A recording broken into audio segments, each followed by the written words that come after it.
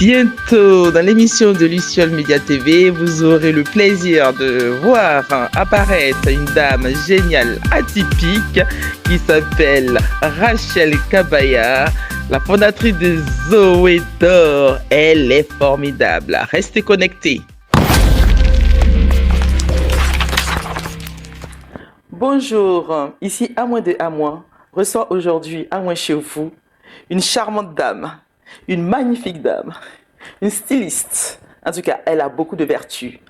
Madame Kabaya Rachel, qui nous vient du Zaïre. Bonjour. La panafricaine. Pan-African Thai. Ouais. Ok. Notre émission aujourd'hui, Amoin chez vous, va mettre en lumière votre association qui s'appelle Zoé d'Or. Expliquez-nous un peu de quoi il s'agit de cette association. Ça parle de quoi? Zoé d'Or. On aime ça.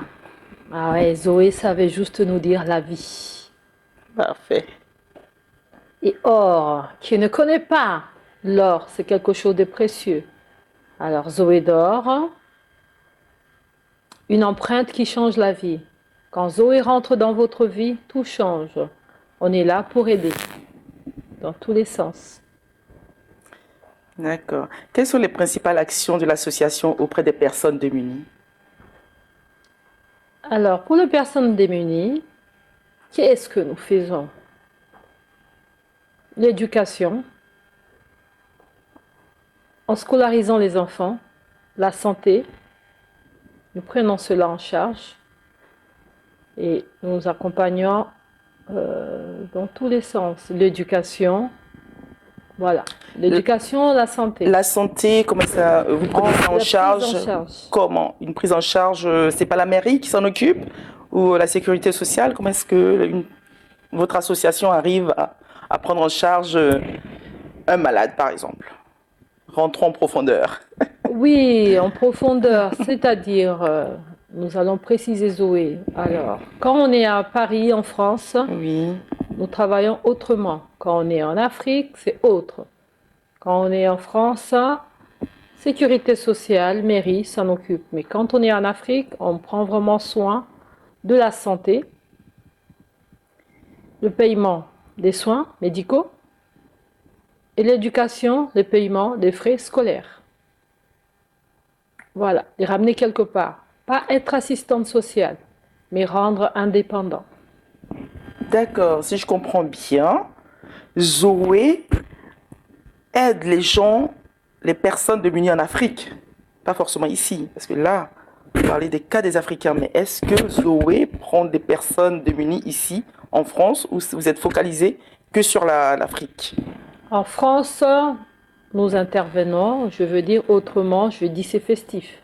C'est vrai qu'il y a des enfants, il y a des personnes démunies, mais c'est pas pareil. On s'occupe des enfants, des personnes âgées, nos seniors. Voilà. C'est important. Nous travaillons avec les seniors, la jeunesse et les enfants. Et concernant les enfants, vous faites les suivis scolaires? Oui, suivi scolaire, on va dire ça. Voilà. D'accord. Excusez-moi. Effectivement, il faut que je puisse les étudier parce que je vais dans tous les sens. Accompagnement scolaire par l'animation, en faisant des ateliers, en école élémentaire pour les enfants. On les accompagne avec, comment je pourrais dire, des activités manuelles. D'où les fabrications des objets d'art, comme des sacs, qu'on montrera tout à l'heure aux téléspectateurs. Elle fait de super beaux sacs.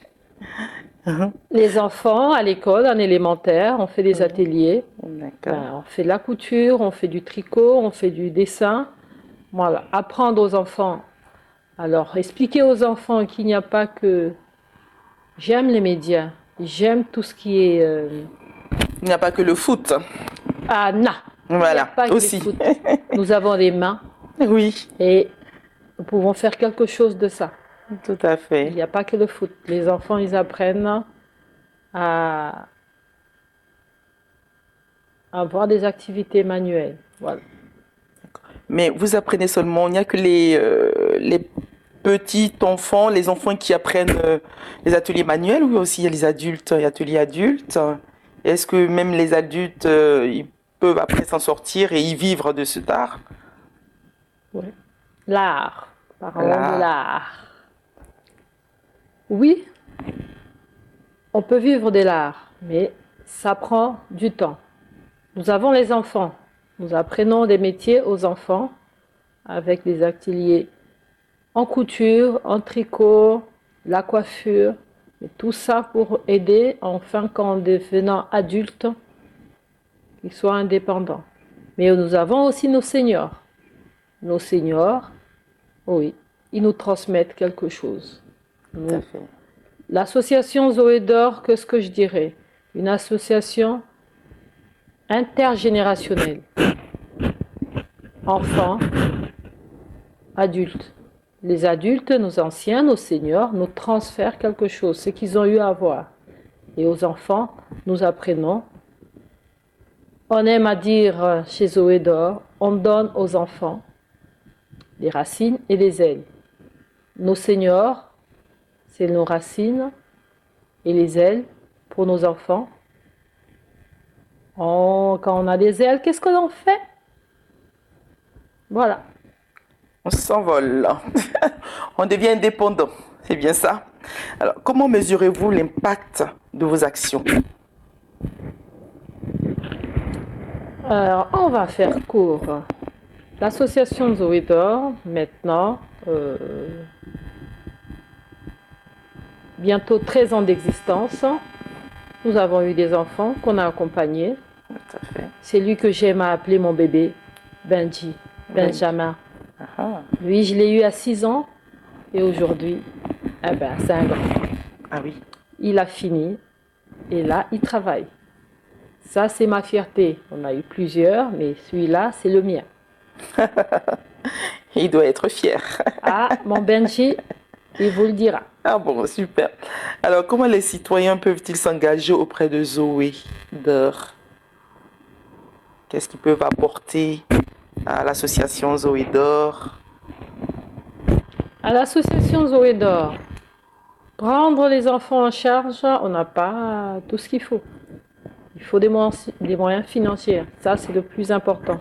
Pour envoyer à l'école, pour former, il faut des finances. On adhère à Zoé d'Or en étant bénévole. Nous avons de temps à autre des manifestations. Vous pouvez donner un coup de main, ou soit vous pouvez, en adhérant, vous pouvez donner quelque chose de finance. Je vois que votre association, quand même, fait beaucoup de choses pour les jeunes, pour les moins jeunes, pour les personnes âgées. Mais d'où viennent vos ressources? Parce qu'une association, c'est quand même, elle vit de quelque chose, elle doit vivre. Comment est-ce que votre association est financée? Ok. L'association Zoé d'Or. Association intergénérationnelle, ça veut dire tous les âges. C'est ça. On va dire facilement de 7 à 77. Les financements, c'est vrai que c'est ça la base. On a des dons et l'État qui vient de temps à autre en charge, c'est ce qui permet de faire tout ce que l'on peut faire. Voilà, la base de tout ça, c'est les fonds. Quand nous avons les fonds, nous pouvons aller dans tous les sens.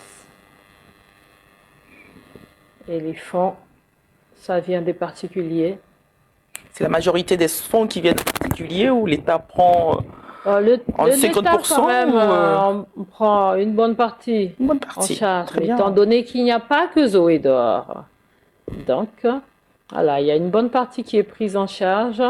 Personnellement, déjà, c'est quelque chose qui nous tient à cœur, qui me tient à cœur, que j'aime. Les enfants, on prend ça et il y a des donateurs qui sont là et qui permettent de financer. Et d'autre part, je suis curieux de savoir, vous êtes très bien habillés. Tous ces accessoires sont faits De qui? Ils viennent de quelle maison? C'est Un grand parti. couturier? Alors, on a parlé de Zoé d'Or. Oui, Zoé d'Or a des étapes. Ouais. Oui, on va dire comment on est sapé, comme jamais. La sapologie, ça nous connaît. Ça vient de Zoé. C'est une partie de Zoé. Nous sommes dans le style, là. C'est ce qui permet même, quand on parle de financement, les créations permettent de financer tout ce qu'il y a dans l'association. Ça, c'est des dons personnels. Ça fait partie du travail que j'aime faire. C'est mon travail. D'accord. Et tout ça, c'est griffé. Je vois Zoé d'Or. Zoé d'Or. Ça s'appelle une empreinte qui change la vie, oui. Je vois le sac aussi. Oui, oui. Les perles. Les perles, un sac en bandoulière en perles, voilà. Oui. Zoé d'Or. Son manteau aussi, c'est du Zoé d'Or. Quand je vous dis que c'est une artiste, c'est la passion. La passion. C'est la passion. On aime et on fait pour faire plaisir. On est là. Zoé d'Or, c'est la vie. Et tout ça fait partie de la passion. C'est vrai que c'est pas évident de vivre de ça, mais quand on est passionné, on va. On y arrive. On transmet. On est dans la transmission. En parlant de ça, je veux vous expliquer. Ce pagne-là, c'est du village Molokai. C'est en mémoire d'un grand homme dont la maison a été mise. Sa maison est devenue musée cette année, paix à son âme. Un grand homme, Monsieur Papa Wemba, un musicien. Voilà, ça c'est le village Molokai. C'est par rapport à lui qu'on a tout ça. Voilà. Super. Notre émission tire à sa fin.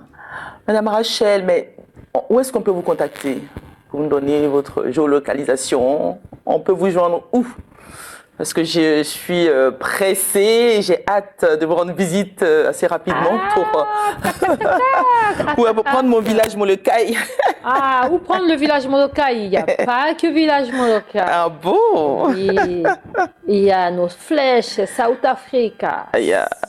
Ben voilà. Il y a tout. On est dans le monde. On est du monde. Voilà. On est du monde. Vous allez nous trouver les coordonnées.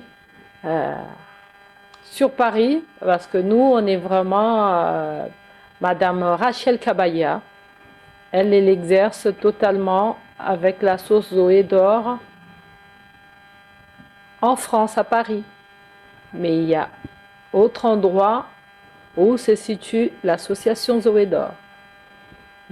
Vous allez avoir les coordonnées par la suite. À suivre et on vous attend. Jambo, maman, Jambo. On est Zoé d'Or. On n'est peut-être pas sur place, mais on est avec vous. Une empreinte qui change la vie. Zoé, amusez-vous.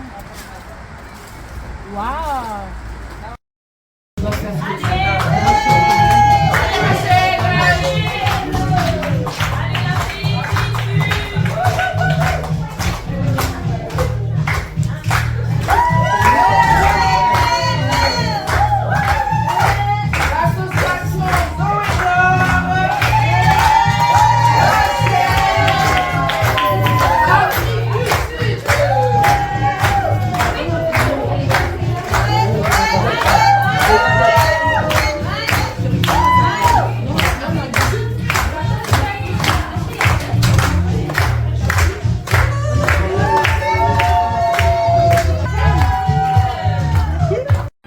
Alors nous allons dire merci, merci à moi, chez vous. Ravi. Notre émission tire à sa fin. Nous avons eu le plaisir, en tous les cas, moi j'ai pris du grand plaisir, un immense plaisir à recevoir Rachel Kabaya, qui nous a parlé un peu de son association qui s'appelle Zoé d'Or. Merci, à bientôt.